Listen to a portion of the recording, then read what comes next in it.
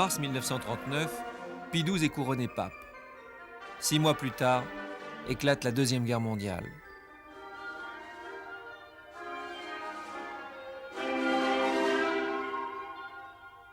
Cinq longues années, au cours desquelles les silences et les prudences du Vatican ont laissé les catholiques livrés à eux-mêmes. La hiérarchie ne leur a jamais indiqué clairement la route à suivre. Comment ont réagi ces millions d'hommes et de femmes à l'épreuve du nazisme?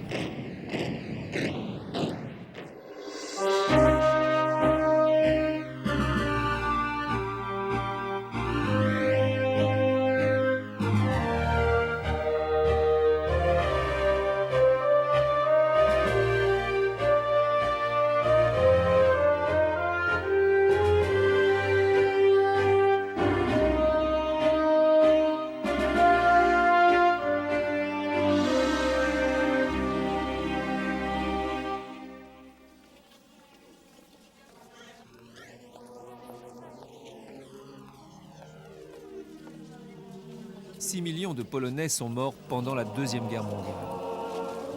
Parmi eux, 3 millions de catholiques et la quasi-totalité de la communauté juive.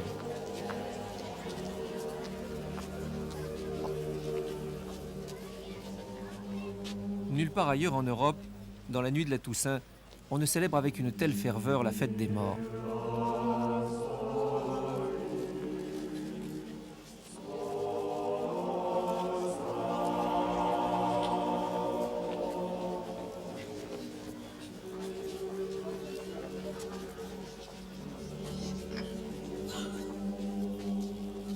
Dans le grand cimetière de Cracovie, des milliers de bougies témoignent de la fureur et de l'acharnement que les nazis ont mis à détruire cette nation.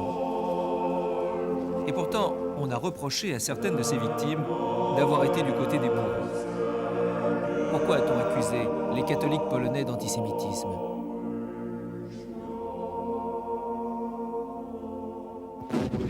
En septembre 1939, l'Allemagne alliée à l'Union soviétique déclenche une guerre éclair qui, en moins de 3 semaines, met fin, une fois de plus, à l'existence de ce pays. Ce qu'on ignore encore à l'époque, c'est qu'Hitler ne vise pas seulement à conquérir la Pologne. Il réclame des terres vierges, de l'espace vital. Autrement dit, l'esclavage ou l'élimination de ses habitants. Dans ces conditions, il sera impossible aux catholiques polonais de se soulever contre le nazisme. Ils survivront en s'aidant de leur foi. Mais à leur côté, il y a des hommes et des femmes encore plus persécutés qu'eux, auxquels tout catholique doit secours et assistance.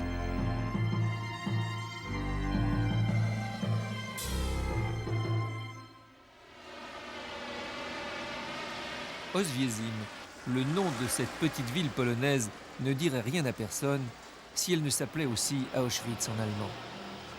C'est en juin 1940, dans le faubourg de Zasol, que les Allemands ouvrent un premier camp et installent un four crématoire. La ville compte à l'époque 12 000 habitants. Les catholiques qui vivaient ici ont-ils eu connaissance des activités du camp? Évidemment, je savais. J'en ai vu des choses.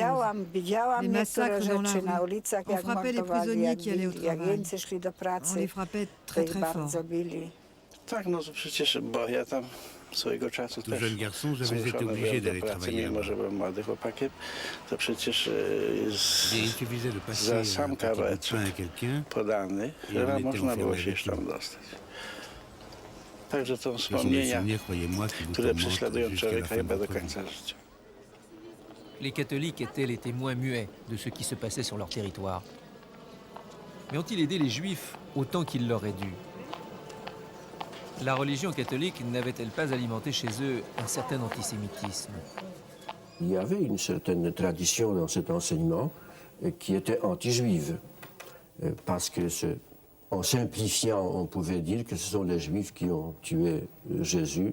C'est le peuple qui a péché, c'est le peuple qui devait être peut-être puni. Quand j'étais un tout petit, n'est-ce pas, je pensais que je suis antisémite, que les Juifs doivent partir à l'étranger, n'est-ce pas, à Jérusalem ou quelque part, que ce n'est pas leur place ici. Et en même temps, nos voisins juifs me félicitaient ma mère pour mon comportement vis-à-vis d'eux. Parce que j'ai avalé, n'est-ce pas, une certaine propagande. Mais en même temps, j'étais élevé comme chrétien. Alors je me comportais d'une façon correcte vis-à-vis d'eux. Et plus tard, je constatais à l'envers. Je me sentais tout à fait universaliste, aux antipodes d'un certain antisémitisme. Mais quand même, dans l'inconscient, il y avait quelque chose. Żydzi mieszkali tutaj od wieków, ale się nie integrowali. I to powodowało wiele napięć społecznych, politycznych, również i religijnych.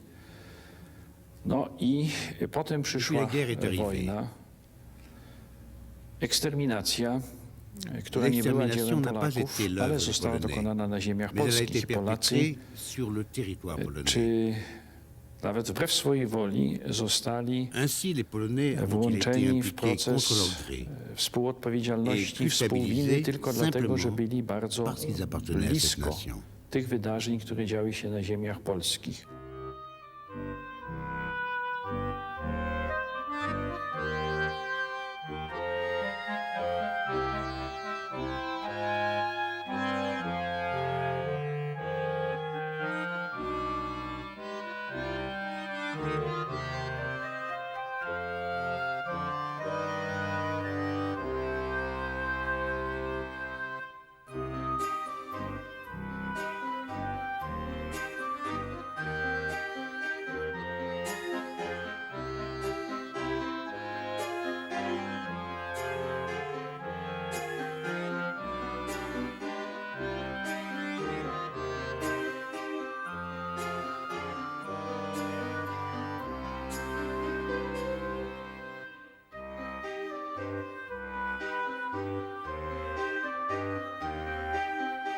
Que pouvaient faire les catholiques pour tenter de s'opposer à cela?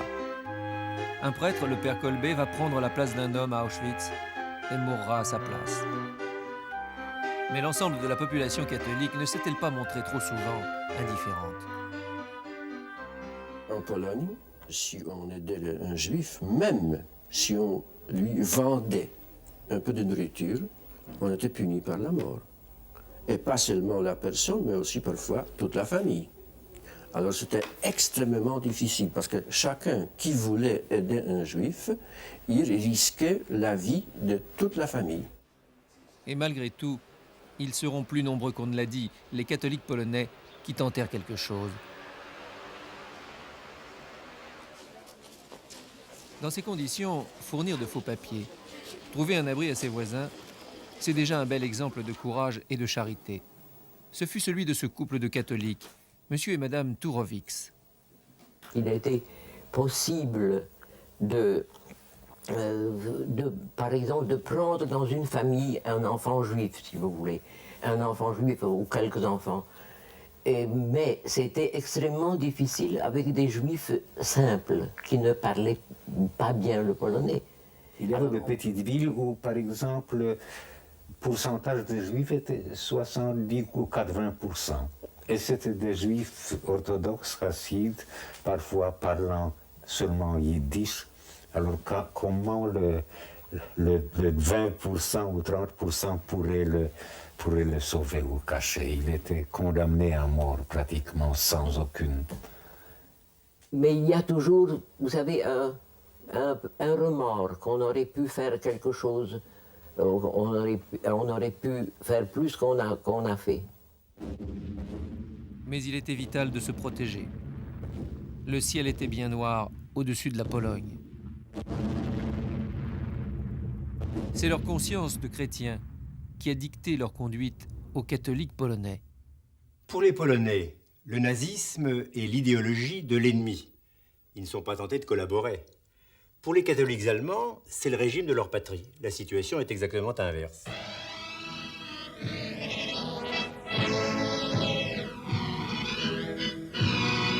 Les catholiques allemands ont-ils eu des remords?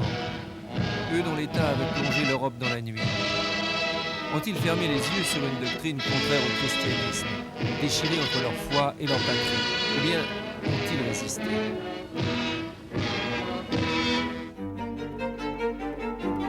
On célèbre aujourd'hui le sacrifice d'un jeune résistant du groupe de la Rose Blanche, Willy Graf.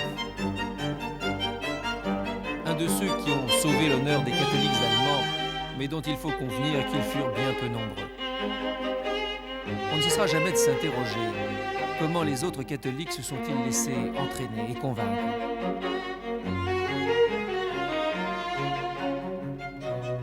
La crise économique, bien sûr, et les milliers de chômeurs qu'elle jette à la rue. Un État qui promet du travail pour tous, pourquoi pas? D'autant que les catholiques sont favorablement impressionnés par l'interdiction du Parti communiste et par des mesures favorables à l'enseignement religieux. Et puis enfin, il y a cette attente d'un gouvernement fort qui rétablira la grandeur et la dignité nationale. Les catholiques, comme tous les Allemands, n'ont jamais réussi à admettre la terrible défaite de 1918. Nous venons d'une famille où mon père a combattu 2 ans à Verdun. Et même sans être pro-nazi, il a dit après la victoire sur la France, Hitler est un homme extraordinaire. Il a réussi en 7 semaines ce que nous n'avons pas pu faire en 4 ans. Aussi longtemps qu'a duré la guerre, la plupart des Allemands disaient qu'il fallait d'abord gagner cette guerre et qu'on verrait après. Et il n'était pas nécessaire d'être nazi pour penser comme ça.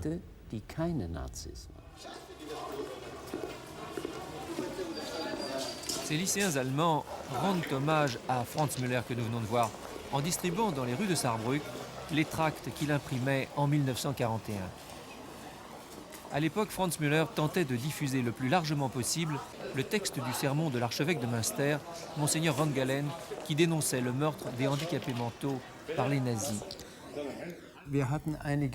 Certains prêtres nous ont aidés au cours de ces premières actions, comme à l'époque des débuts du nazisme, lorsque les jeunesses catholiques se faisaient abattues par les jeunesses hitlériennes. Wir wurden mindestens 3-mal schwer verprügelt von der Hitlerjugend, geschlagen und verletzt auch. Also Jahre vorher hat sich da langsam, ganz langsam ein widerständiges Denken und Handeln bei uns aufgebaut. Und nun gab es einige Pfarrer, die uns unterstützt haben, die Mehrheit aber nicht. Es gab mehr als 1000 Militärpfarrer in der deutschen Armee, die Offiziersuniform trugen, mit einer violetten Achsellappe, aber im Offizierscasino den Deutschen Krieg vertraten, den Feldzug gegen den Kommunismus und die grundsätzlich richtige Idee, wie mir einer sagte, Europa durch die Deutschen, durch die Nazis zu einigen. Einer drohte mir, mich anzuzeigen, wenn ich nicht sofort aufhöre mit diesem.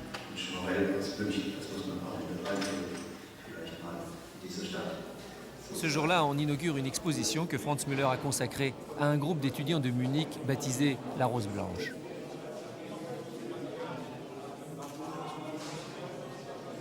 Des jeunes gens horrifiés de ce qu'ils ont vu sur les champs de bataille de Pologne, qui décident de rédiger et de diffuser 10 000 tracts. Ils appellent leurs compatriotes à faire de la résistance passive et les chrétiens à combattre le mal. L'historien Joseph Rovan était le cousin de l'un d'entre eux, Christopher Probst. Ils ont acheté de vieilles machines. Ils faisaient ça par la poste. C'était la façon la plus simple d'échapper. Et ils allaient dans les diverses villes d'Allemagne, ils postaient 10 000, 15 000 tracts. En général, à des gens, dans les adresses, ils les trouvaient dans les annuaires. Les médecins, les avocats, etc. Et ils ont fait ça pendant 1 an et demi, jusqu'à ce que le hasard a fait que, faisant une action de tract à l'université de Munich, ils ont été surpris par un concierge qui les a enfermés et la Gestapo est venue. Et leur procès, 3 jours après, ils ont été exécutés dans l'après-midi du procès. Sophie Scholl et son frère Hans sont décapités à Munich le 12 février 1943, quelques instants avant Christopher Probst. Quant à Willy Graf, arrêté avec sa sœur Annelies, il sera exécuté le 12 octobre 1943. Le parquet de Munich fera parvenir à sa famille le faire-part suivant. L'opération a duré de la sortie de la cellule à la mort 1 minute 11 secondes. Aucun événement significatif n'est à noter. Annelies a eu la chance d'échapper au sort de son frère. Ich muss sagen, dass gerade unsere Verwandtschaft Dans ma famille, on entend bis encore heute des réflexions du genre. den Ausspruch tut, Comment wie ce konnte der garçon Junge a-t-il pu das faire ça à seinen ses parents? Eltern antun?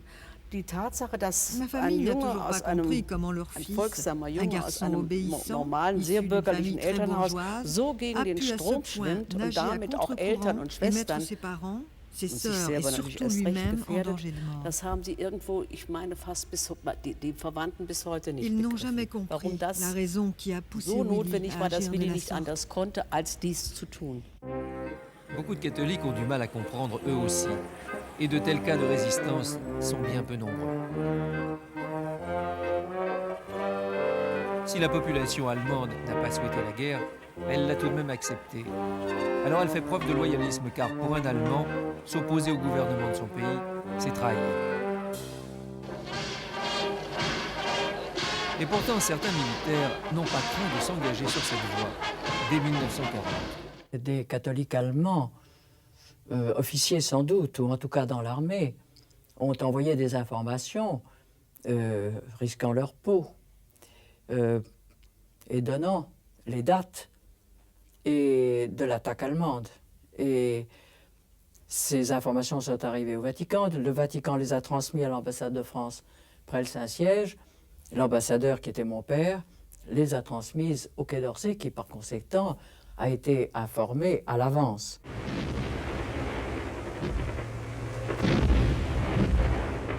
Quel terrible cas de conscience pour ces officiers catholiques allemands qui ont transmis des renseignements à l'ennemi et qui mènent leurs troupes à la mort.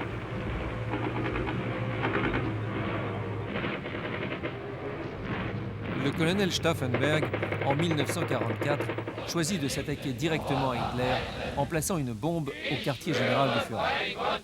Mais ce catholique est partagé, car, comme tous les officiers allemands, il a juré fidélité devant Dieu à Hitler.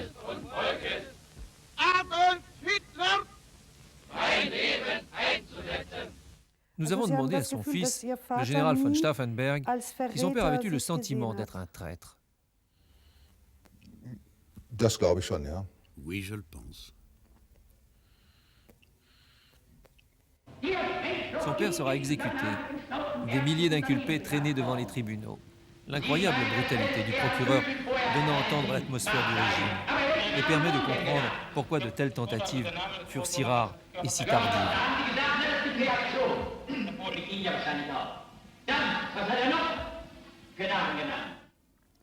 Es ist in einer Diktatur auch sehr schwierig, sich zu organisieren. Ne? C'est très difficile de s'organiser sous une dictature. Und die Masse. On ne peut pas faire de comparaison avec la résistance française qui se battait contre l'Allemagne et non pas contre son propre pays ou son propre gouvernement. Et les populations collaborent. Les catholiques allemands ont cru pouvoir éviter de choisir entre le christianisme et le nazisme. Ils découvriront leur terrible erreur en 1945. De fait, les catholiques allemands, dans l'ensemble, ont tardé à reconnaître la perversité du national-socialisme. Seule une poignée d'hommes et de femmes, entre la fidélité à la patrie allemande et leur conscience, ont choisi celle-ci. Le grand nombre est resté dans l'obéissance au régime. En France, en 1940, la situation est beaucoup plus complexe qu'en Allemagne ou en Pologne, où le choix des catholiques face au nazisme est restreint. Ici, entre Hitler et la France, un gouvernement légal s'est mis en place, celui du maréchal Pétain. Dans l'atmosphère du désastre qui accompagne la défaite, la France connaît un retour du sentiment religieux. Aujourd'hui, toutes les églises voient affluer les fidèles. Aujourd'hui, toutes les âmes françaises, frappées par la défaite et les souffrances de la patrie, s'élèvent vers le ciel. Prière de la France, prière des grands, prière des petits, prière qui porte l'espoir de rénovation d'un peuple, sa pensée pour les absents, son souvenir des disparus, sa volonté de revivre. Près de Vichy, dans le petit village de Bruguéas, le maréchal Pétain s'est mêlé aux paysans pour assister à la messe de Pâques. C'est dans l'atmosphère d'une simple église de village que le chef de l'État est venu prier lui aussi. L'ensemble du peuple français s'était reconnu en lui. Et je ne sais pas si vous avez vu les films où on représente l'extraordinaire exultation qu'il y avait en 40 quand il allait d'une ville à l'autre. Est-ce que vous l'avez vu? Quand il paraissait...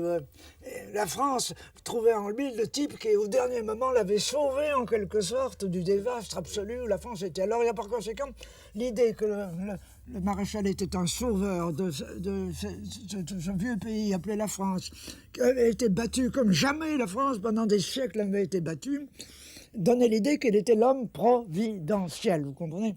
Après le premier salut officiel, c'est la descente vers ces rues où se pressent 1 million d'hommes, de femmes, d'enfants, qui de toute leur voix acclament le chef, qui de tout leur cœur et de toutes leurs âmes ressentent cette impression émouvante de connaître enfin un chef qu'ils veulent suivre et qu'ils peuvent aimer. Dans ses cris, dans sa ferveur, le pays, en offrant sa foi, répond au chef qui a dit « Je fais don de ma personne à la France pour atténuer ses malheurs ». J'ai fait don de ma personne à la France pour atténuer son malheur. On répétait ça beaucoup, ça paraissait une phrase, elle avait d'ailleurs été composée par un juif qui était son secrétaire. Mais ça paraissait une phrase typiquement chrétienne. J'ai fait don de ma personne à la France pour atténuer son malheur. Et nombreux sont les chrétiens qui retrouvent dans les valeurs mises à l'ordre du jour par le nouveau gouvernement des thèmes auxquels ils sont attachés. Retour à la terre, enracinement, tradition. C'est le cas de Gustave Thibon, philosophe et poète. Diagnostic, paru en 1940, est devenu le livre culte de Vichy. En 1941, il accueille la philosophe Simone Veil, chassée de l'université par les lois anti-juives. Si leurs options politiques sont différentes, ils sont d'accord sur l'essentiel, le christianisme. À travers la campagne ardéchoise pendant de longues heures, ils débattent des rapports entre l'Église et l'Évangile. L'Évangile est impraticable sur le plan humain. Comme disait la belle comédie de Marcel Aimé, je crois, avec Claire Marc. Vous savez que le comte, il a lu l'Évangile, la parabole des hommes pauvres, des hommes riches plutôt. Vends tous tes biens, donne-les aux pauvres et suis-moi. Et alors, monsieur le comte, il met le 7 en vente, et tout, pour donner aux pauvres et tout. Alors la comtesse va trouver le curé, lui dit, mais enfin, il est fou, nous avons des enfants, monsieur le curé, mon mari. Bon, il va trouver le comte, il dit, mais enfin, monsieur le comte, vous êtes fou, votre famille, votre... Ah ça, monsieur le curé, ça y est ou ça y est pas dans l'évangile, vend tout, donne-le aux pauvres, oui ou non, ça y est. Oui, ça y est, monsieur le comte, mais heureusement que nous avons l'église pour nous protéger contre l'évangile.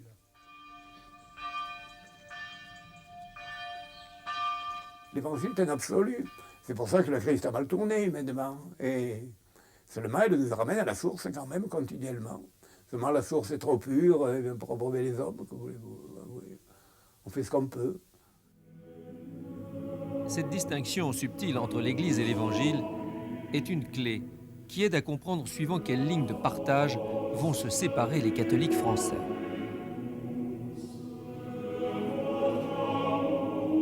La rupture aura lieu en 1942 avec les arrestations massives de Juifs lors de la rafle du Veldiv.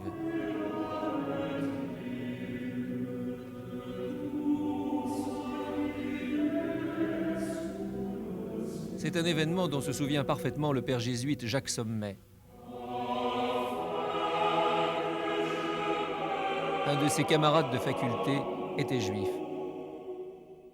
Pour moi, ça a été un choc, parce que qu'un ami intime, dans sa dignité, soit marqué du signe de l'esclave, vous comprenez, dans ce plein Paris, etc., et qu'à partir de ce moment-là, il y a des professeurs qui ne le recevaient plus, il faut voir, n'est-ce pas, il était peu à peu mis au banc d'eux. Alors, pour moi, ça a déclenché un réflexe pratique. Pour d'autres aussi, il faut accueillir celui qui est persécuté, dit l'Évangile, et un certain nombre de communautés mettent en application ce message. Ici ou là s'ouvrent les portes des monastères et des couvents. À l'abbaye de Belloc, dans les Pyrénées, les bénédictins font transiter près de 1000 personnes vers l'Espagne.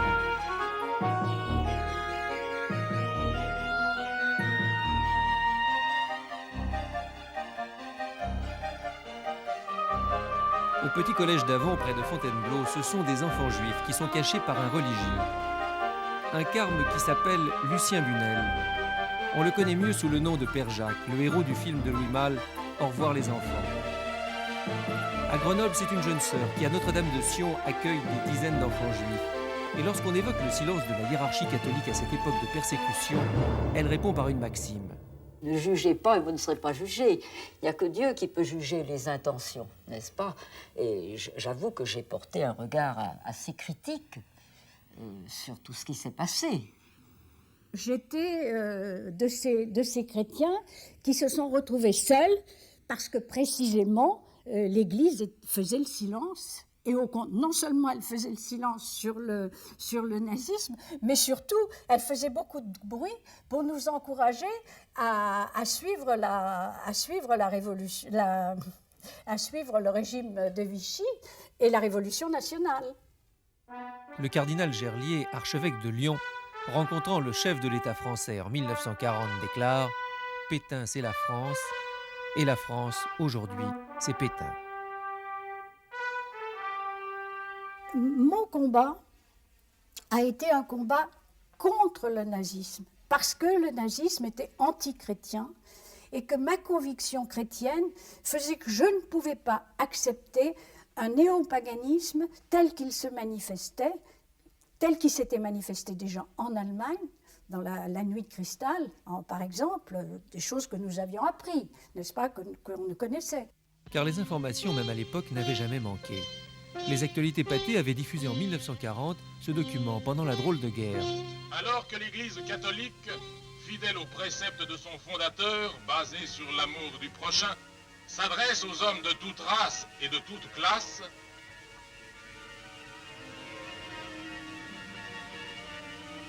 Hitler proclame que les races sont inégales entre elles et met en bas de l'échelle humaine les races noires. Au milieu, les races jaunes, et au sommet, les races blanches. En réalité, le racisme est destiné à justifier et à couvrir les entreprises de conquête et de domination. Entre cette doctrine et le catholicisme, il y a un abîme que rien ne peut et ne pourra combler. La Tchécoslovaquie, qui compte 80% de catholiques, connaît aussi depuis septembre 1938 la terreur brune et ses persécutions. Dès l'arrivée d'Hitler, les prêtres sont chassés, les facultés de théologie fermées, les pèlerinages interdits. Avec une fureur implacable, Hitler poursuit de sa haine tout ce qui porte un nom chrétien. Pour une fois, on voyait le monde en noir et blanc. Pour une fois, le mal était identifiable à la première inspection des termes. Ça arrive rarement. C'est souvent mélangé, le mal, le bien. Là, c'était clair comme le jour. C'était le mal. On n'avait pas le choix. C'est également ce que pense un groupe de catholiques de Lyon. Sous la direction d'un jésuite, le révérend Père Chaillet, ils se sont donnés pour mission de diffuser un périodique clandestin baptisé « Témoignages chrétiens ». La rédaction est installée sur la colline de Fourvière, dans ce bâtiment qu'ils appellent la Jésuitière. L'imprimerie, elle, se cache quelque part dans Lyon. Témoignages chrétiens s'interroge sur certaines orientations de l'Église à la lumière de l'Évangile. Raymond de Guyon-Belot a fait partie du groupe chargé de l'impression et de la diffusion du journal. Devant cette machine, il y a deux idées fortes qui me viennent. D'une part, c'est le bruit que faisaient ces machines. C'était quelque chose d'infernal. Vous voyez qu'il y a des grosses roues, des roues dentées qui sont en fer, et toutes marchaient, et marchaient en faisant un bruit épouvantable. Et puis, la deuxième idée, eh bien, on savait que si l'on était pris dans une imprimerie, il n'y avait pas de problème, tout le monde était fusillé. En mars 1944, Raymond de Belot est arrêté avec son mari et conduit ici, avenue Berthelot à Lyon. C'est le siège de la Gestapo, le quartier général de Barbie, un lieu effroyable. J'ai eu le sentiment que presque tout était fini. J'avais 23 ans.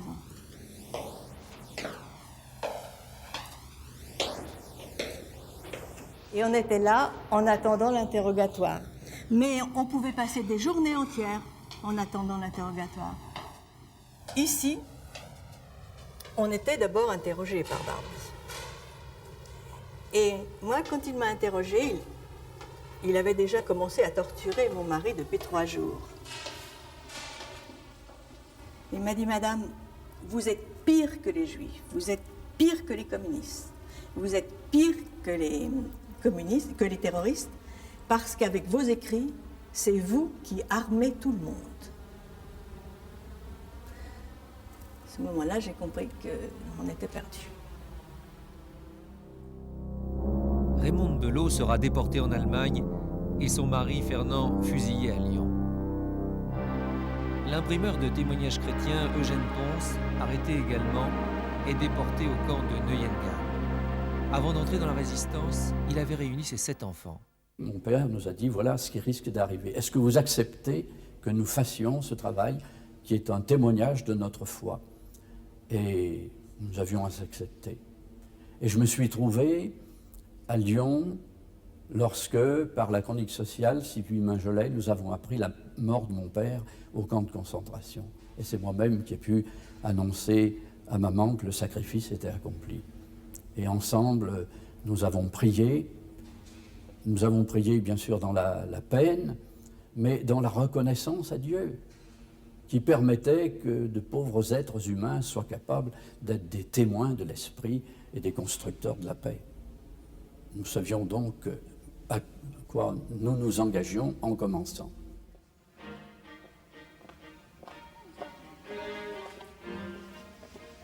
À Dachau, ils iront jusqu'au martyre.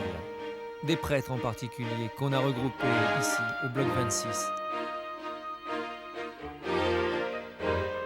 Plus de 2000 d'entre eux vont mourir de faim et d'épuisement, en compagnie d'hommes comme Edmond Michelet, un résistant catholique de la première heure qui s'engage dans la lutte contre le nazisme dès le 17 juin 1940.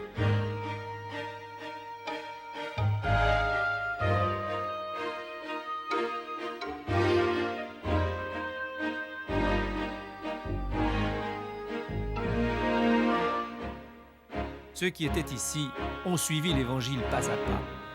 Pourtant, de l'autre côté, d'autres hommes sont persuadés d'avoir eux aussi marché sur la voie du Christ. Ou plutôt, ils ont fait une autre lecture du message de l'Église. En 1942, on remet son fanion au service d'ordre légionnaire qui sortira la milice. Parmi ceux qui défilent ce jour-là, Georges Rocheuse de Saint-Étienne. Cet apprenti pâtissier catholique deviendra le garde du corps du chef politique de la milice. Sur les contradictions qui peuvent exister entre le message de l'Évangile et les exactions de la milice, il est clair. Alors, je vais vous dire une bonne chose. L'Évangile, j'ai appris mon catéchisme. Après, le reste, je ne l'ai pas approfondi. Je ne suis pas allé voir, c'était tellement, avec 2 sens, 3 sens, 4 sens, parce qu'on leur donne. Moi, je me suis trouvé avec des gens qui avaient fait des séminaires aussi, qui étaient partis, hein, vocation tardive, etc., etc., alors eux, il ne fallait pas leur en parler, ils l'avaient étudié. Moi, j'avais étudié en gros, voilà, c'est tout. Je regardais le prêtre. Il était un peu mon guide, c'était l'aumônier qui tenait le patronage, j'étais le confesseur, ça s'arrêtait là. Et alors, dans ces circonstances-là, la publicité, si vous voulez, que faisait l'Église pour Pétain était nette. Elle était nette, suivant le maréchal. Il n'y a pas d'autre. On ne vous disait pas garde à vous, repos. On vous disait suivez le maréchal. C'est lui qui vous conduit sur le bon chemin.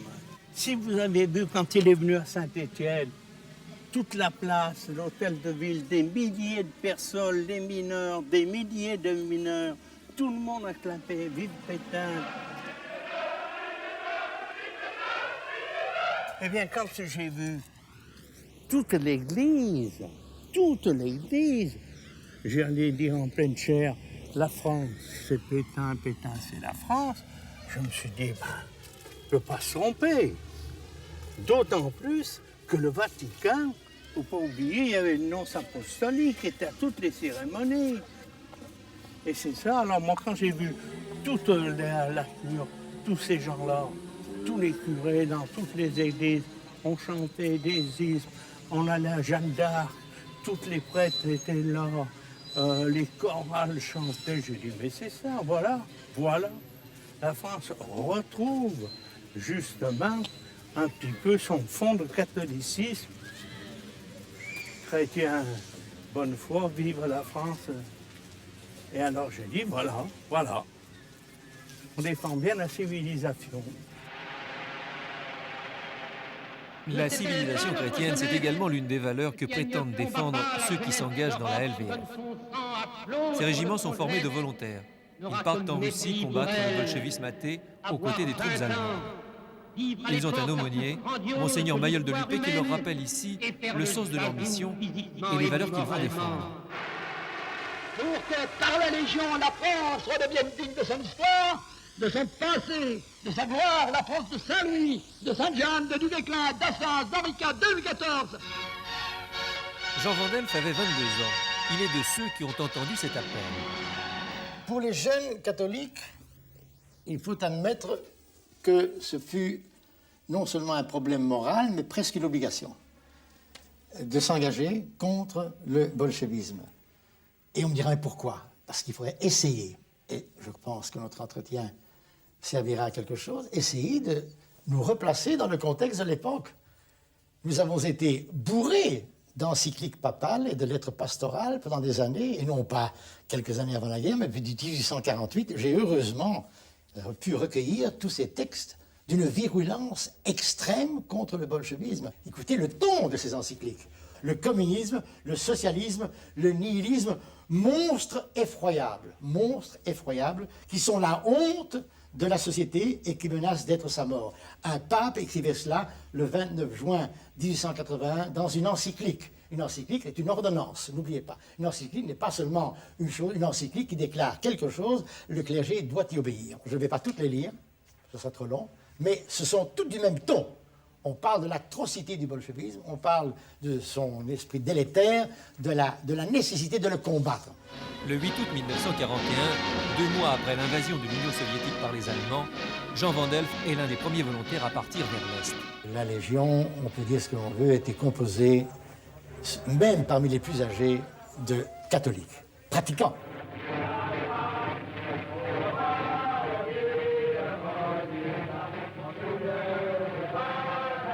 Si bien entendu, en 1941, les mêmes papes avaient fait une lettre pastorale pour dire « j'interdis qu'on aille se battre », ben, je crois que les jeunes catholiques, certains auraient fait fi de cette interdiction et ne seraient pas repartis. Il n'y a rien eu.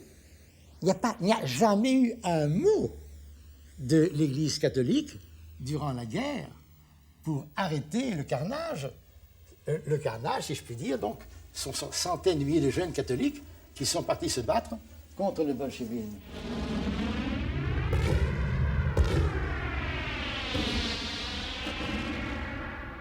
Alors, ce qui est le plus grave, c'est qu'après la guerre, l'Église n'est pas intervenue.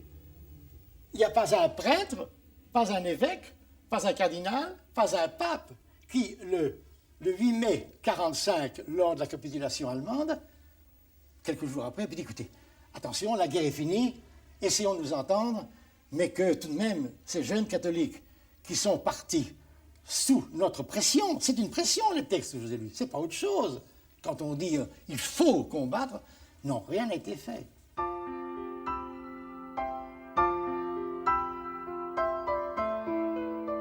Cette route, la nationale 133 qui conduit d'Orthez à Mont-de-Marsan, partage la France de 1942.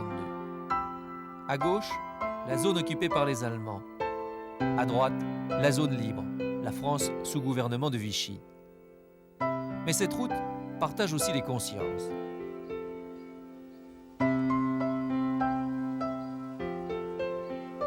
La paroisse de Momeuil est coupée en deux par la ligne de démarcation. Son curé, l'abbé Mauvoisin, est tiraillé entre ses activités de passeur de résistants, de juifs ou d'aviateurs alliés et son adhésion tout à fait sincère au régime du maréchal.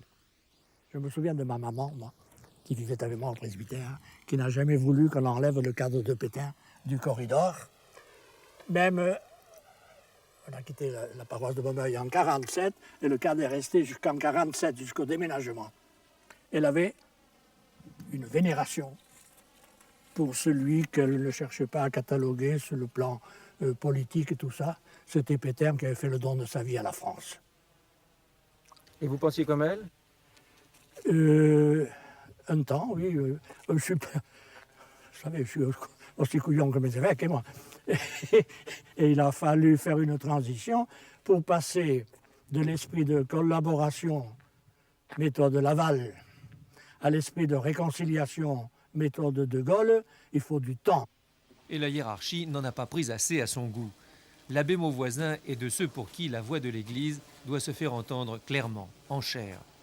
Or, pendant l'occupation, les messages venus d'en haut étaient trop discrets, voire indéchiffrables. Nous avons vécu dans une espèce de nuit. Il n'y a aucune étoile. Nous avons été abandonnés à nous-mêmes. Chacun a fait ce qu'il croyait devoir faire ou pouvoir faire. Et alors, on a eu l'impression, nous aussi, d'être tout comme le troupeau sans pasteur. Un troupeau qui s'est éparpillé et dont les meilleurs ont marché seuls au sacrifice. Ça, il a du mal à le pardonner à la hiérarchie.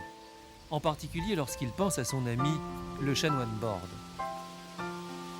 Il aime évoquer son souvenir en compagnie de l'abbé Luquet, le curé de Doazit, un autre admirateur du chanoine Borde, au point qu'il a trouvé les moyens, il y a 40 ans, de réaliser ce petit film à l'intention des jeunes.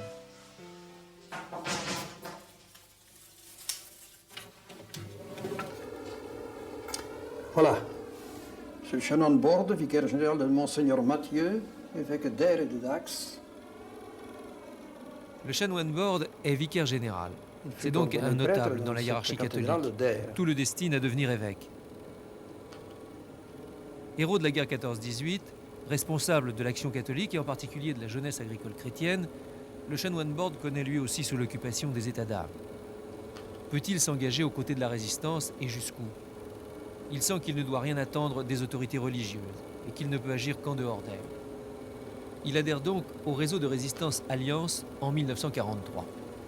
Un an plus tard, il est déporté et exécuté au camp de Gagnon. Il devient ainsi l'ecclésiastique de rang le plus élevé dans la hiérarchie française à avoir été fusillé. Une question reste néanmoins sans réponse. Pourquoi le chanoine Borde ne s'est-il jamais confié à l'évêque de Dax, Monseigneur Mathieu, dont il était le bras droit? S'il voulait servir la France, pourquoi ne pouvait-il pas en parler à son évêque? Parce que je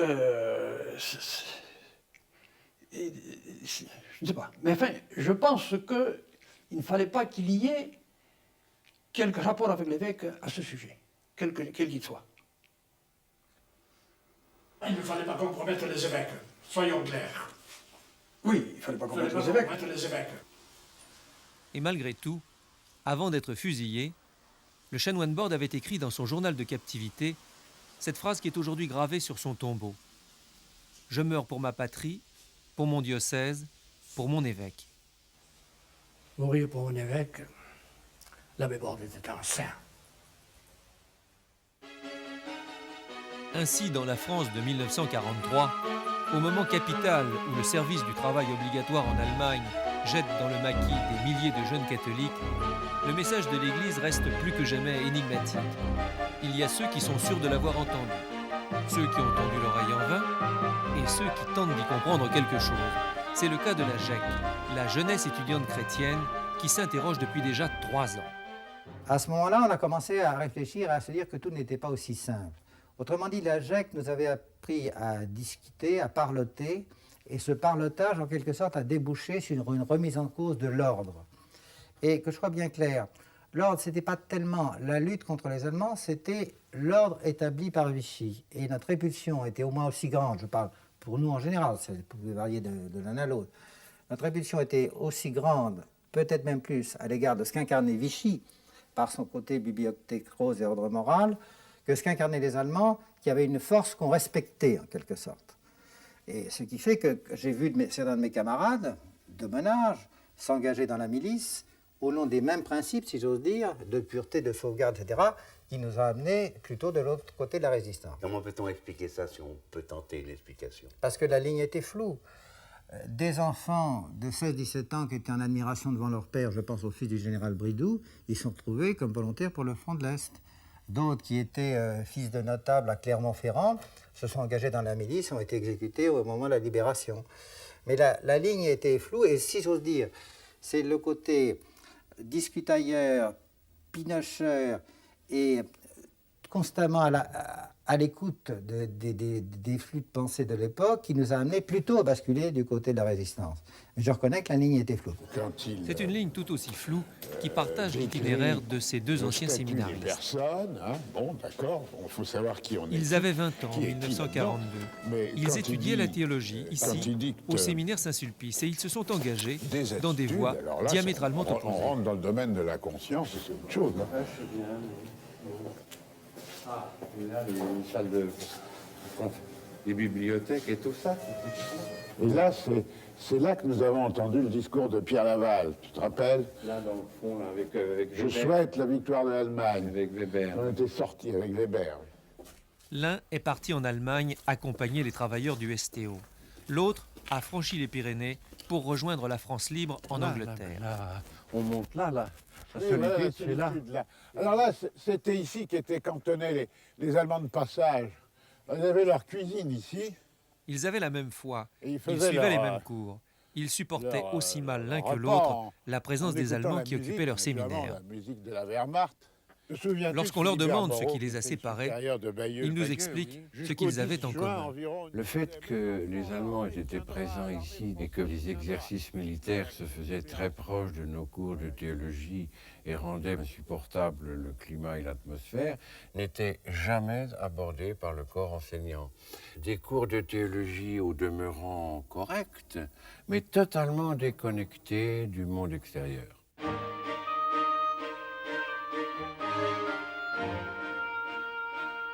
Depuis que le recrutement des travailleurs pour l'Allemagne est devenu obligatoire, des milliers de jeunes vivent loin de leur famille, dans des entreprises et des camps où les prêtres leur sont refusés.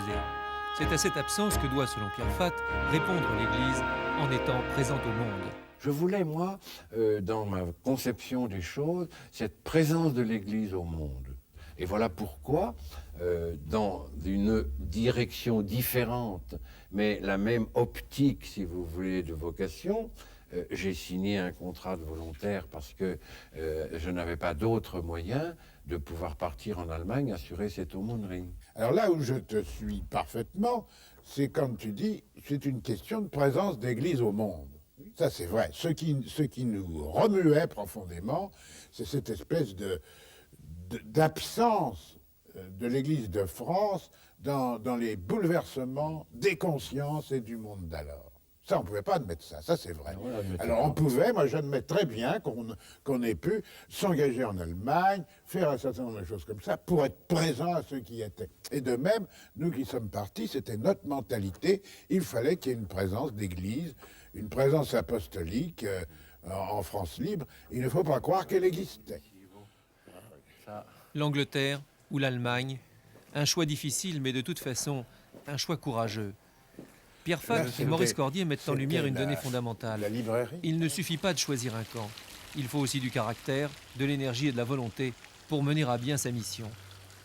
Sur les 200 séminaristes que comptait Saint-Sulpice en 1942, ils seront moins d'une dizaine à s'engager dans un camp ou dans l'autre.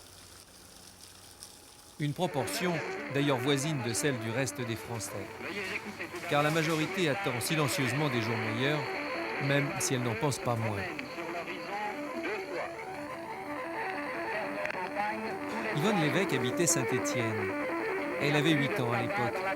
Dans une lettre, elle nous a raconté un souvenir à l'image de la vie quotidienne de milliers de familles sous l'occupation.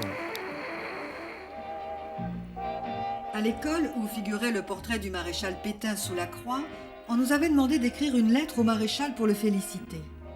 Je me revois sur la table de la cuisine, bien embêtée, demandant à mes parents ce que je pourrais lui écrire.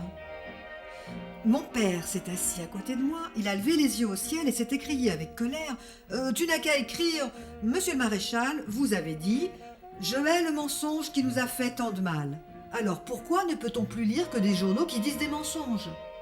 J'étais effarée. Ça, c'est sûrement pas un compliment au maréchal. Maman a dit « Ah non, elle ne peut pas écrire ça. La maîtresse ne serait pas contente. » Et maman m'a soufflé quelques phrases tout aussi catholiques mais moins compromettantes. « Monsieur le maréchal, vous avez dit « Je hais le mensonge qui nous a fait tant de mal. Je vous promets d'essayer de ne pas dire de mensonges. Je prie le bon Dieu pour la fin de la guerre, pour que les prisonniers reviennent, et pour vous, monsieur le maréchal, qui avez beaucoup à faire pour la France. » À l'école, la sœur avait bien aimé cela.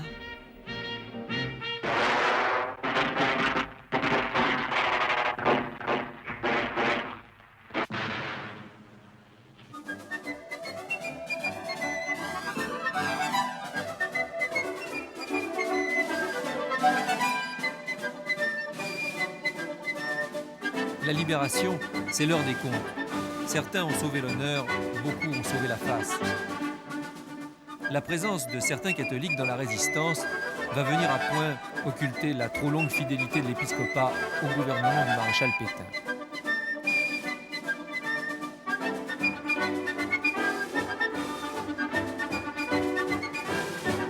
Une même foi n'a pas épargné aux catholiques les affrontements. On les retrouve en ordre dispersé à la Libération. Et c'est peut-être cela qu'ils reprochent à la hiérarchie. Quelques-uns de ces messieurs qui se sont montrés exceptionnellement courageux. Il y en a eu 4 ou 5, mettons 6, et n'en parlons plus. Mais il y en avait quand même 76 à l'époque. À la Libération, Bidault, d'ailleurs, voulait en épurer 72.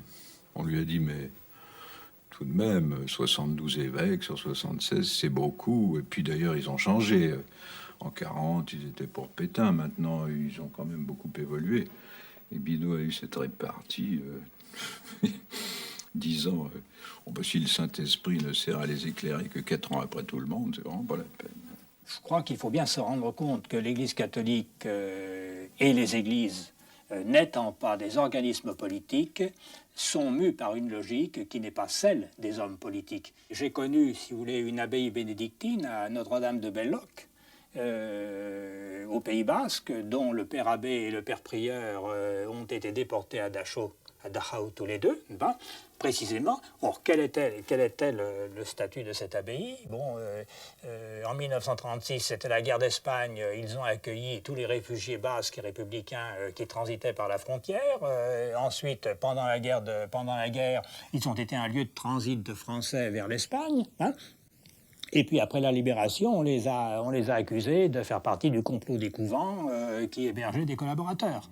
En France, en Italie, des communautés ont abrité des hommes recherchés par la justice. Paul Touvier fut l'un d'entre eux. Il a bénéficié de protection à la Grande Chartreuse, à l'abbaye d'Hautecourt ou à Solesmes.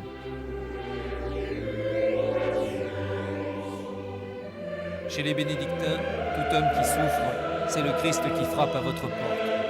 Alors, qui doit parler la première, justice ou charité? L'Église a 2000 ans. Elle ne marche pas au même pas que la société. C'est ce que lui ont reproché certains catholiques. Que signifie le devoir d'obéissance en l'absence de guide? Cette crise de l'autorité épiscopale et l'attitude trop prudente du pape Pie XII ont libéré les esprits et peut-être ouvert la voie du concile 20 ans plus tard. Ainsi, dans la tragédie qu'a vécue l'Europe dans ces années-là, affrontée au régime nazi et à son idéologie païenne, les catholiques, laissés à eux-mêmes dans le silence des autorités religieuses, ont dû se déterminer par eux-mêmes dans l'obéissance à ce que leur dictait leur conscience. Mais beaucoup d'entre eux l'ont fait à la lumière de leurs convictions religieuses et de leur foi. Et quand la foi n'a pas suffi, face au mal, croyants et incroyants partagent la même solitude. Ils vont alors se retrouver sur une voie commune qui sera simplement celle de la morale.